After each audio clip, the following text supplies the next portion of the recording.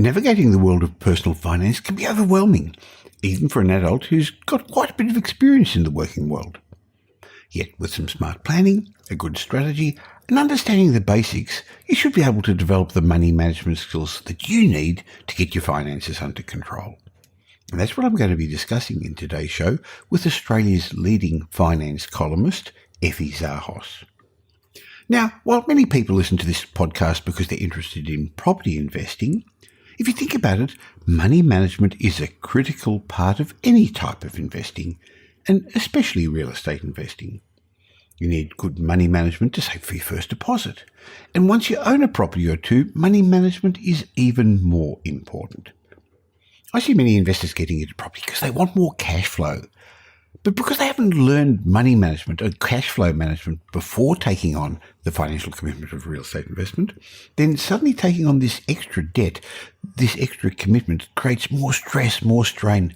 And it's one of the reasons that up to 50% of first-time property investors sell up. But don't let the world of finance intimidate you. Look, you may not have been taught much about finance, but I believe 80% of personal finance is not financial education, but financial behaviour. Which means if you modify your behaviour with finances, you can modify your financial future. Now, contrary to popular belief, you don't need to be a financial expert to start saving for retirement and start preparing for emergencies. All you need to do is work on building a solid plan and committing to it. And even if you don't have any money problems, I think you're going to enjoy my chat with Effie today as we discuss her new book and some lessons you should be teaching your children and grandchildren. And of course, I'm going to be sharing my regular mindset message with you. So welcome to today's show. Welcome to the Michael Yardney podcast, where twice each week you will learn a number of new ideas regarding success, property investment and money in around 30 minutes. Our show is brought to you by Metropole, who specialise in helping you grow, protect and pass on your wealth through strategic property and wealth advice. Now here's your host, Michael Yardney, Australia's authority in wealth creation through property, who has been voted one of Australia's top 50 most influential thought leaders.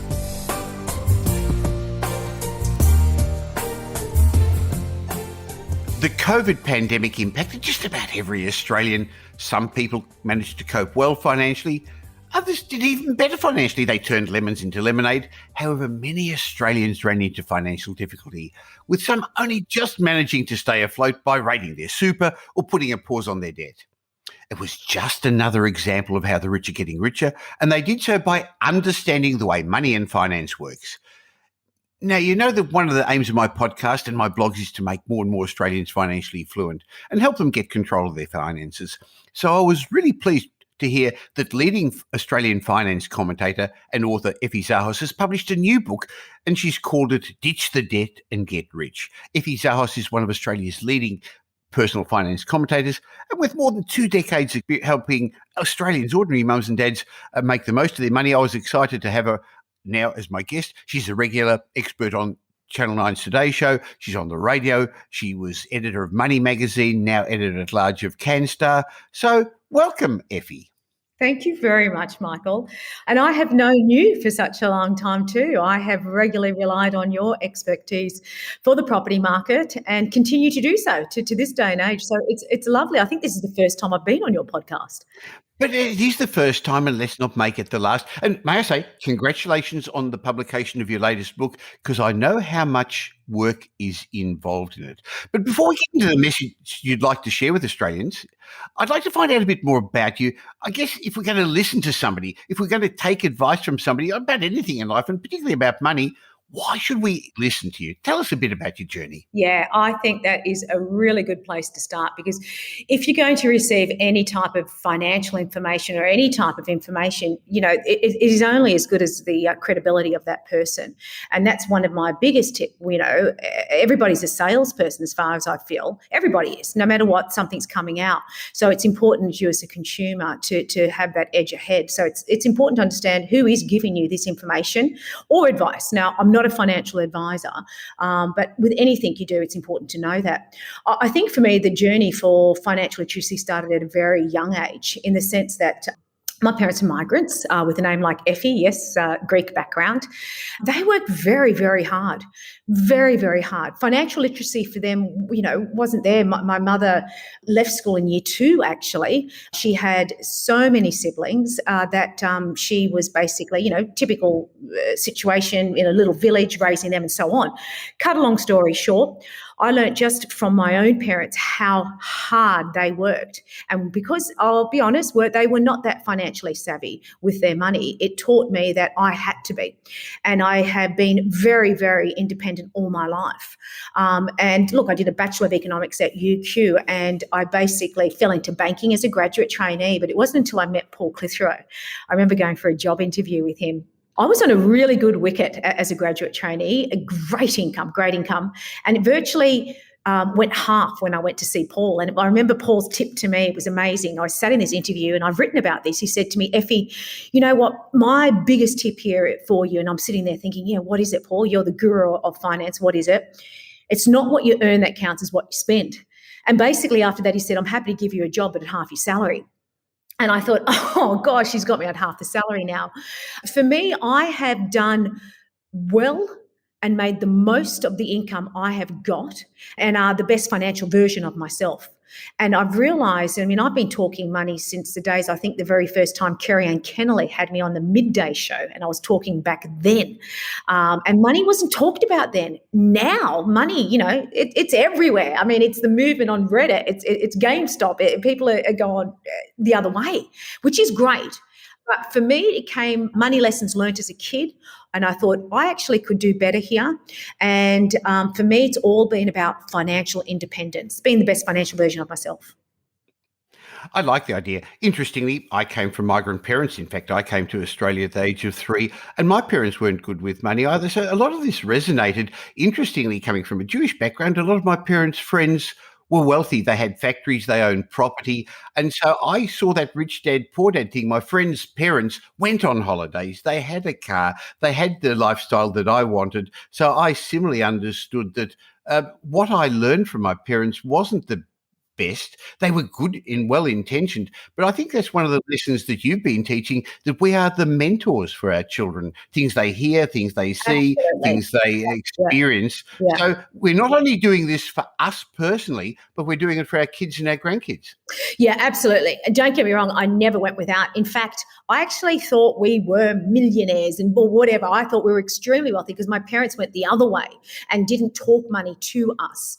So obviously I have, they're not so young now, a 19-year-old invests in ETFs and, roundup accounts and so on, a 14-year-old that invests directly into exchange traded funds because I talk money with them. And look, to be honest, Michael, I want them financially savvy so they can get out of the house, be independent, and they can stop relying on my purse strings here. So yes, I have gone the other way because, we are mentors for other people. Definitely. Well, Effie, we're living in the best country in the world, despite what some people think. We're probably enjoying the highest standard of living than most other countries. And many would argue we're at the best time in history, despite all that's going on out there. But despite all this, despite all those challenges, most Australians aren't wealthy. We know that they're living from payday to payday. Why is that? Why aren't more Australians wealthy? Well, I liked your opener then, and I think you hit the nail on the head when you said over the past 12 months, those of us, and I guess those of us that were prepared for the unexpected, did extremely well. Those of us that were not prepared for the unexpected have really hit hard. And now we may be feeling better, confidence is better, unemployment numbers are getting better. We will lose JobKeeper, JobSeeker, unless they kind of tailor it to certain industries. But the thing is, what that showed is that those of us that didn't have some savings, that were living in what I call a payday cycle, and I go through that in the book, we ripped our savings out of our super funds. We put our mortgages on pause. We put our bills on hold. We've now got these next 12 months to try and catch up on that. So it's not over. It's by no means over. And I think what happens with us in society today, we have become an instant gratification society. There's one thing there. And also the industry, the product makers, are even savvier than us, and they develop these products, what we all call, disruptors. And some of these disruptors are not good. Some of these disruptors are playing on the behavioral economic side, and we're not prepared for that. So when you think of things like buy now, pay later, or subscription models, or all that kind of product, that is actually paying havoc. And I really do feel for the generation coming through, because in a digital society, the odds are stacked against you as far as the disruptors that can come in. The A1 intelligence, they know I shopped here. They know I like that. They can target that. It's that whole behavioral economics that's what gets us into a lot of mess, why we do what we do. Well, I like how you brought that up in your book, Ditch the Debt and Get Rich, and you're making people aware of some of the tricks that marketers and retailers use to I don't want to use the word nastily, but suck us in to get us involved, because we do get emotionally involved. I think the other thing, as you point out, is the concept that you don't even have to pass money across anymore. You don't even have to pull your credit card out. You can tap your phone, you can tap your iWatch. People don't really fully understand the value of money anymore. No, there's not. And like I said, the odds are stacked against us if we are not going to kind of be savvy here, because the marketing games that are played, I mean, when you look at the one click-through process, it's not new, but it's just so easy. Your credit card details are stored. You've gone back to your site before you even think about it. You press click, it's there. It's delivered to your door. So, if you find that you are shopping more because of that one-click pricing through, you need to get rid of that. You need to get it out of there. And then this whole kind of research that's out there, and this is, I worked with a behavioural economist for the first couple of chapters, Michael, because I thought it required an actual psychologist to get to the bottom of why we do what we do. And you probably heard of decoy pricing, and there's a great video, a great video and research that National Geographic did, whereby they filmed some moviegoers, and there was 2 buckets of popcorn. One was $3 and one was $7. And you can bet when people go into the movies, the majority of them chose $3 one, because they thought $7, that's too much, forget it. When they put the decoy pricing as the third bucket, it was sitting at $6.50. Then they filmed people coming in. Now, that was interesting, because everybody swayed their decision to the bigger bucket, because they said, $6.50 versus $7, 50 cents more, I can get the bigger bucket. I'm getting more value. But a moment ago, you're choosing the $3 one. So that happens in our everyday decisions. Yeah. So while we think we're rational, especially with regard to money, we're not. And those people who organise the sales, the pricing, the things on the internet, they understand this. So there's a whole science behind behavioural finance, and that's why I think reading a book, Ditch the Debt and Get Rich, is important, because a lot of it has to do with our wealth operating system, as I call it, the level of wealth we're programmed for. We've been programmed as a child by our parents, by our culture, by things we've seen. And you mentioned a really important point a moment ago, delayed gratification. I think a lot of us have forgotten that. There's been lots of studies on how important it is to learn the art of delayed gratification, Effie. Yeah, there is. And because everything is geared, we're time poor. We want action fast. We want things now. And if we can get it now, then would far rather have it now. And this, I guess, translates into everything when you think about the whole debate with what's happening now with super. And I understand our system's not perfect, but I still believe for most Aussies, it's the best wealth creating strategy we have. The whole argument now of not increasing SG contributions to 12% comes down to the fact of that, do you want some gratification now or do you want it later? Would you rather have a pay rise now or hold it for later? Look, I don't argue that if you are on a very low income, that difference of 9.5 going to 10, that 0.5% on your income is needed and much needed. But the thing is, we are sacrificing something that was built for our future for gratification of now. And really, I don't think we'll get a pay rise at the moment. So I think I'd rather pocket the 0.5. Sure. Now, in your book, you write about the money personalities, understanding your money personalities. Again, we're talking about behavioural finance and how we handle things differently. What do you mean by that? Yeah, so this is a situation where I guess a lot of people may be able to relate to their behaviour by looking at a particular animal and their traits. And I definitely did not come up with this, although I did choose different animals for myself as to what I thought they related to it. So, look, this is very simplified because the human is one complex animal in itself, and you could actually have multiple personalities here. But so, for example, if I said to you, I deserve this. I've worked all year. I deserve this holiday. And this is what money's for. You got to spend money. Money's meant to be spent. If you can identify with that, then you're a peacock. You're a spender. You've got those big feathers. You want to stretch them out. You want to show them to everybody. And in a very general way here, you're in the bucket of a spender.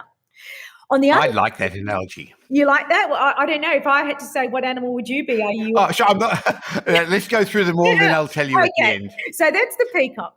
And look, there's no wrong or right animal here. So there's no shame. No. And what I do put is then I identify the traits and then put some fixes to the triggers that may happen with you. So there's a squirrel. Well, I don't need to say anything there. Everyone knows the squirrel saves their nuts and puts them away. So if you can relate to, I prefer to have my money in cash maybe, or I save regularly, you're the squirrel. You're the hard worker that puts their money away. Now the sloth. The sloth, if you're a sloth, if this sounds like you, I don't follow a budget at all. I actually use credit to supplement my income. Then you would be the debtor. And by sloth, the only reason I put a sloth there is because beautiful animals, but just slow at getting to where they need to go. And the debt is dragging them back. The debt is dragging them down to be their best financial version of themselves.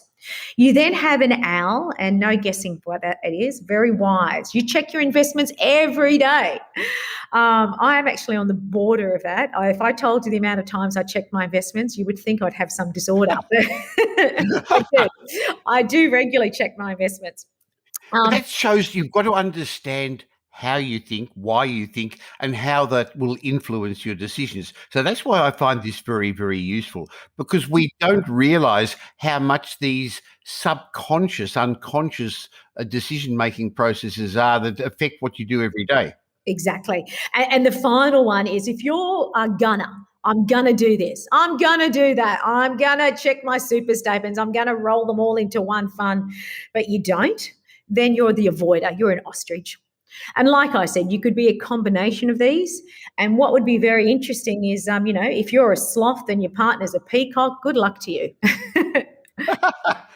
Interesting. Well, I'm a peacock, but I now can enjoy the fruits of my labour because for many years I saved, I spent less than I earned, I invested, I learned delayed gratification, and I have built a substantial asset base. So I think you've got to learn to do the hard things early so you can have an easy life later, rather than do the easy things early, because you end up tending to have a much harder life later, Effie. I agree. And it was funny. Someone tweeted me after they saw this and they said, at the moment, exactly what you said, at the moment, I can relate to being the squirrel. Then I hope to be the investor, and then I'm going to be the spender. So you can move through your life with that. And as you go, absolutely with that. It was interesting you said from what you learn from your behaviours when you're younger. I have a chapter in there of fear of investing.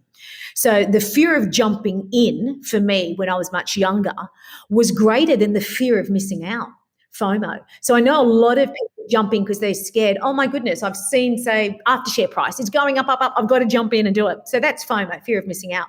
I never had that. I always had, I've worked so hard. So I was the squirrel in my younger years. I just save. But there's a big difference, as I say, between saving and investing. And I was fearful of jumping in. And that's really from my background. Yeah, I understand that.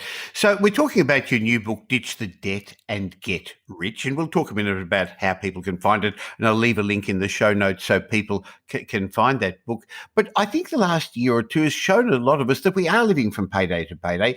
Others are going to just get some new ideas from your book and think, hey, I've got to do things differently. So how do you break the cycle? How do you move forward?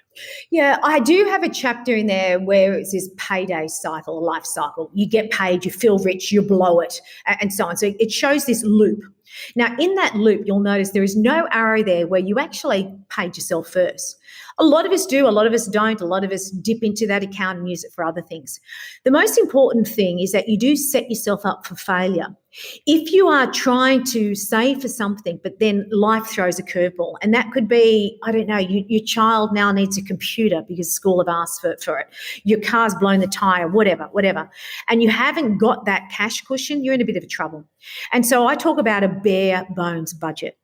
And I'll be honest, it's not fun being on a bare bones budget. It is temporary, but it's probably your only solution to get you out of that vicious cycle. So the idea is you have to be honest with yourself.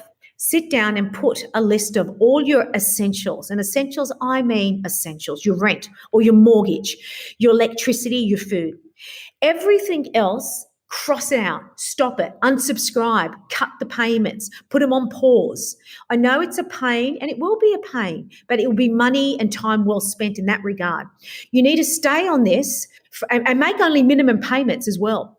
During that time, you siphon all those, savings, your excess payments. So you've stopped the gym for 3 months, or you stopped your Netflix, whatever.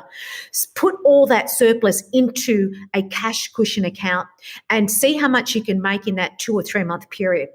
After that, go back to your normal routine. Fine. You might find you might not even need all those subscription services and so on. There is your emergency fund. You've done it. And if life throws you a curveball, you can then dip into that rather than think, well, where am I going to go? Or I need to get buy now, pay later because I don't have money for that. Or I need to put it on my credit card. Or worst case scenario, I need to go to a payday lender.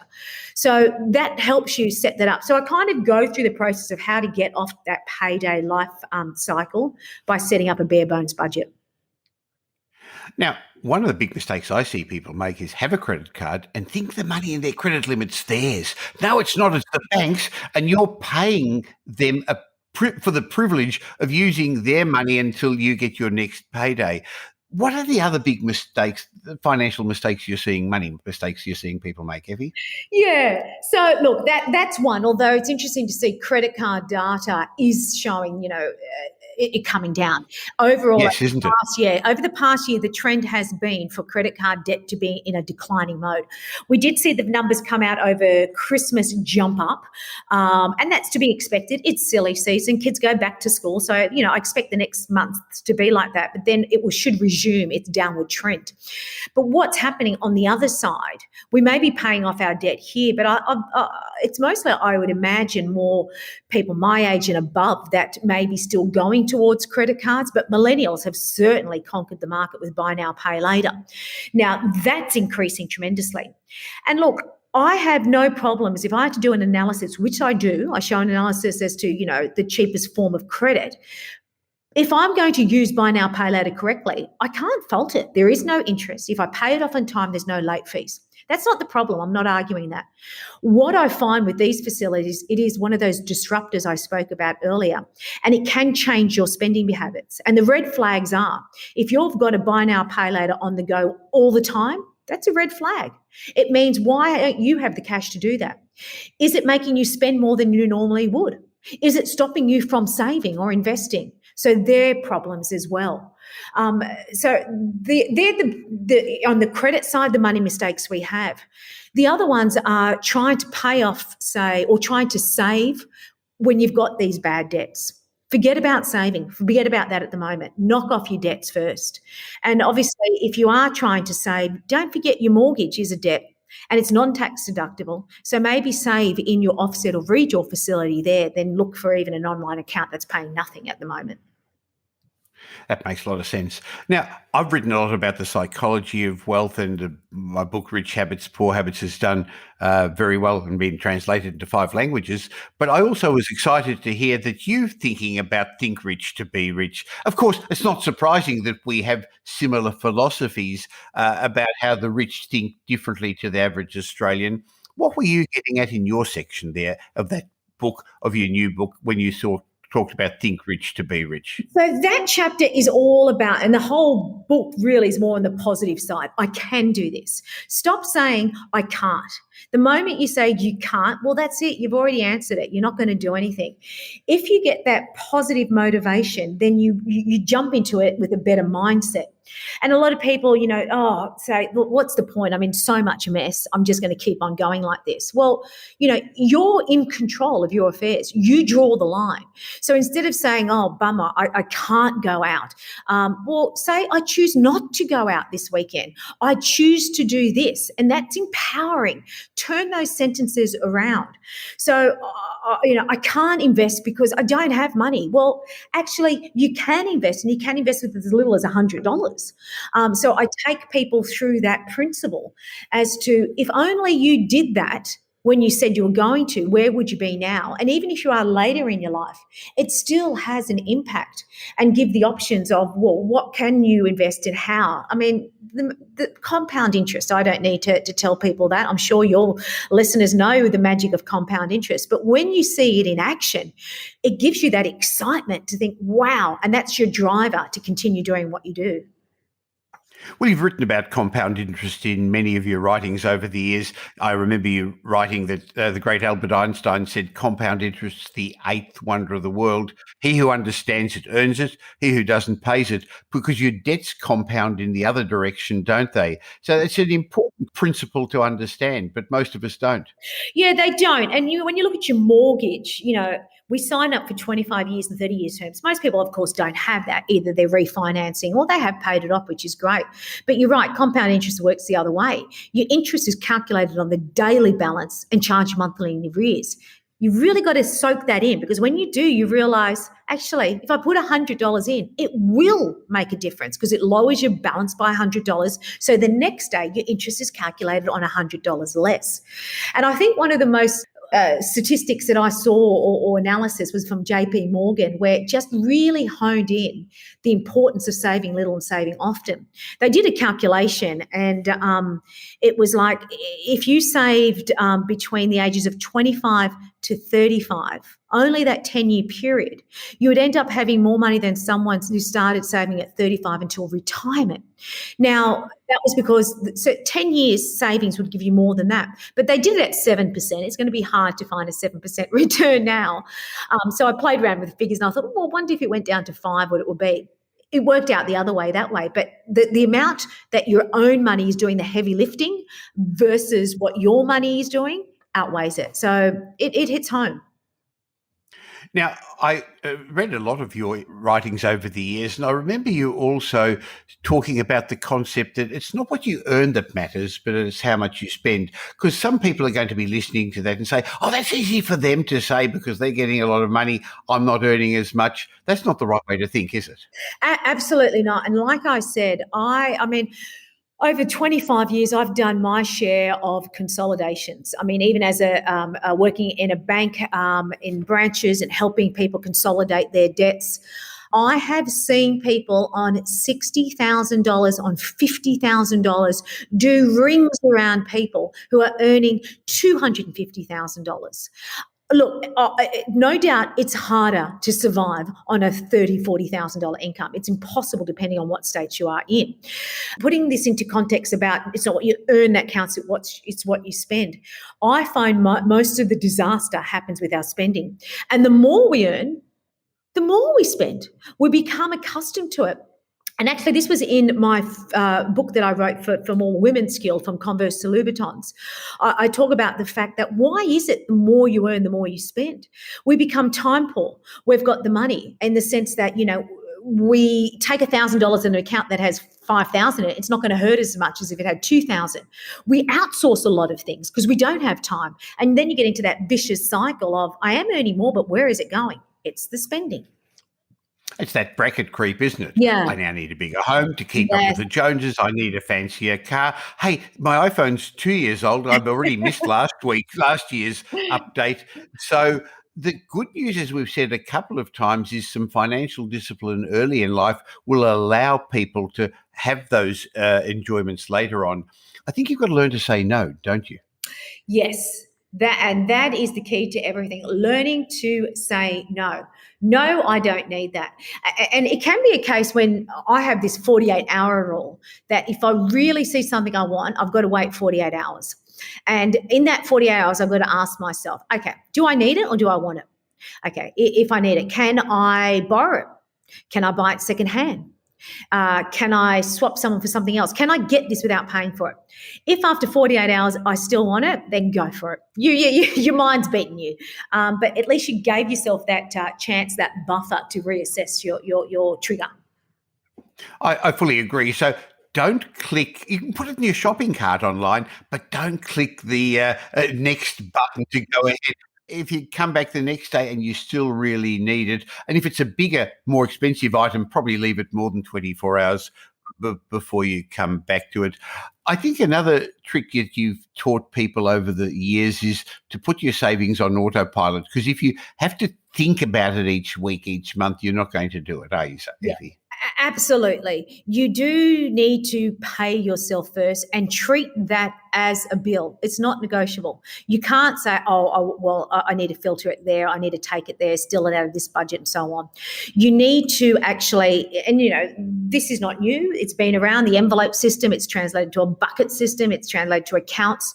I have several accounts. I name the accounts. I personalize them, because in that way, if I steal money out of Nikki's account, which is my daughter, I will feel a little bit guilty. It's named. I have a splurge account. I have a tax account. Look, these days there's free banking. You can have so many accounts. So do what works for you. But the number one rule is to pay yourself first, and also set some simple goals. I'm not a big fan of New Year's resolutions. I don't believe in that, but I do believe in, okay, what's one thing or two things that I'm going to do different this year? And write that down. And I've done that, and I stick it in my diary, and it's stuck in my wardrobe drawer. And it's a commitment that these are the two things that I am going to do this year. And what is it? Is it February yet? Because I'm still doing them, which is great. Yes. And this podcast will probably be coming out in March. I think you also have to reward yourself along the way too, don't you? You've got to have little reward. Absolutely. And that's something I also believe in the sense that it's all about balance. And there are groups of people that are so disciplined with their savings that they won't do any type of rewarding. And that's okay if that works for you. But for me, it is about balance. It is about spending and enjoying what you are here in this life and rewarding yourself for doing that. But also setting yourself up for when you are older and you can't work the rate at what you're doing at this stage. And you may need more healthcare and so on.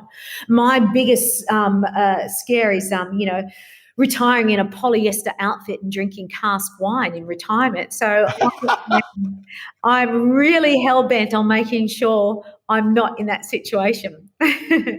Well, you've got to have a good why, the reason why you're doing all this. Otherwise, it's too hard. And I think the younger generations have difficulty because it's so far away that they think, I got plenty of time to catch up. But they don't. There's always another reason to put it off the saving, to put off the budgeting. So you've given us some really great lessons, and we've given a little bit of a hint about what's in your new book, Ditch the Debt and Get Rich. Just to summarize then, who would this book be of best use for? Who have you aimed it at?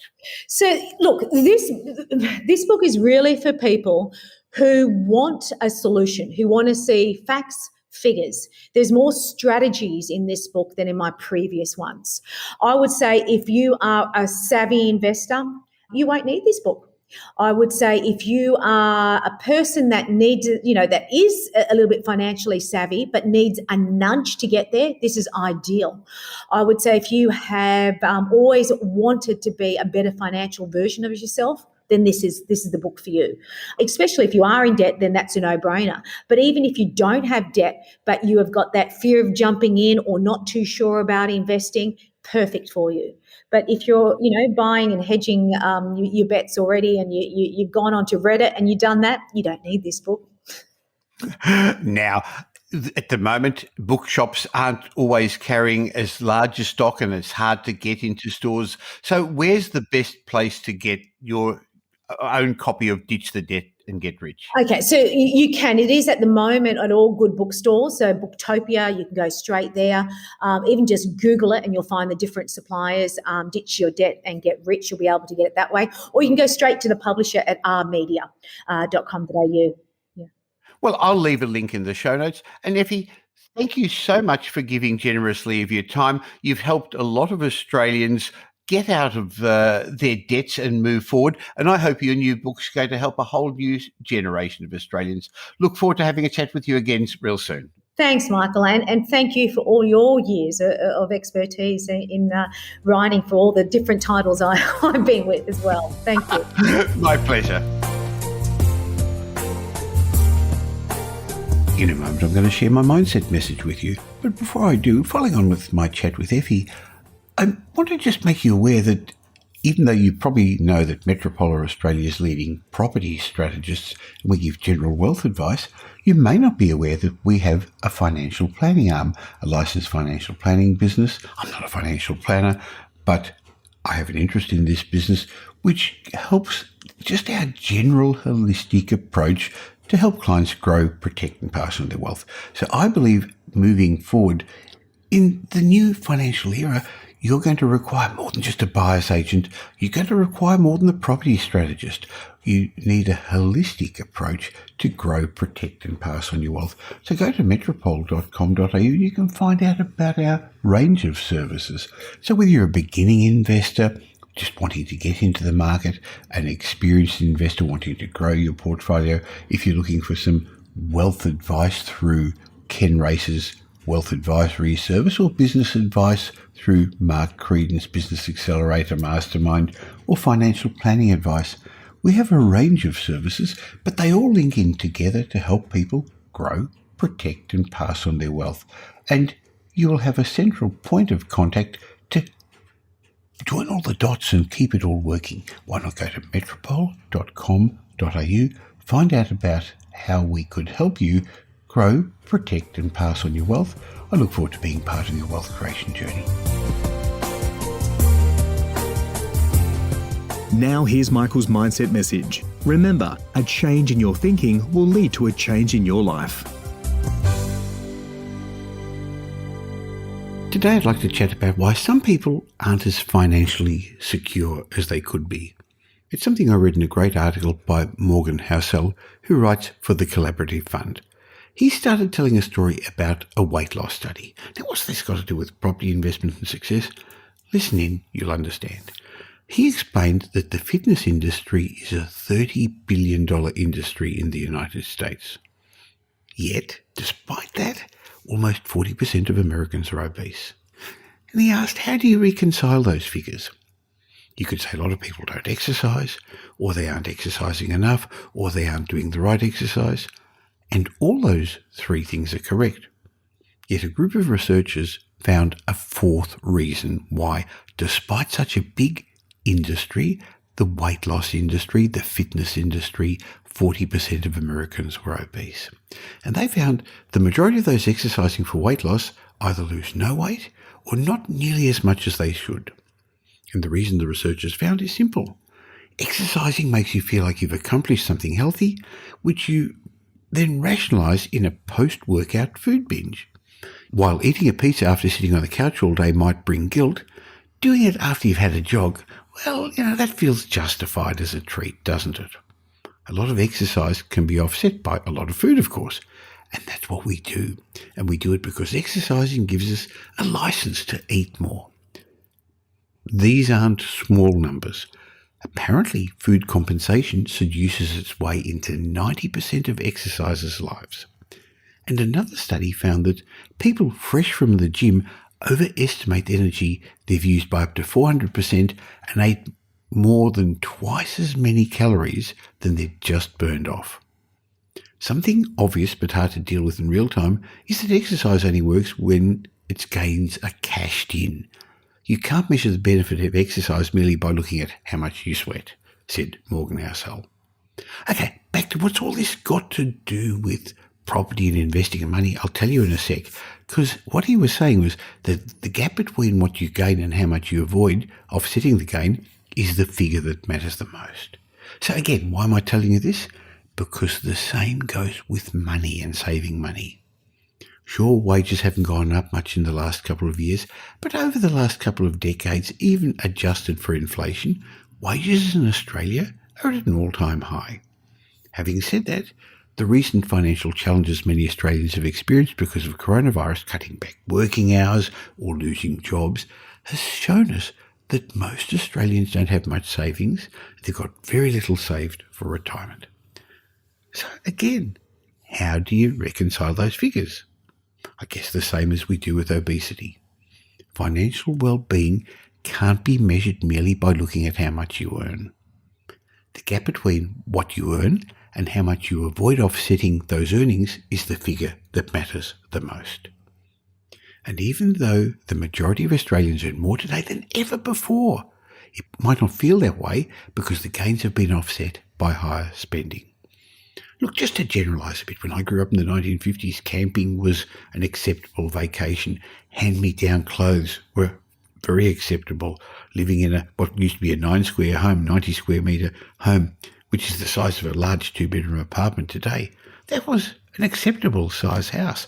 Kids sharing a bedroom, that was an acceptable arrangement. A tyre swing in the backyard, that was acceptable entertainment. Few of those things are acceptable baselines for any households today. The average new home now has more bathrooms than it's got occupants. It's got more TVs than it's got people in it, hasn't it?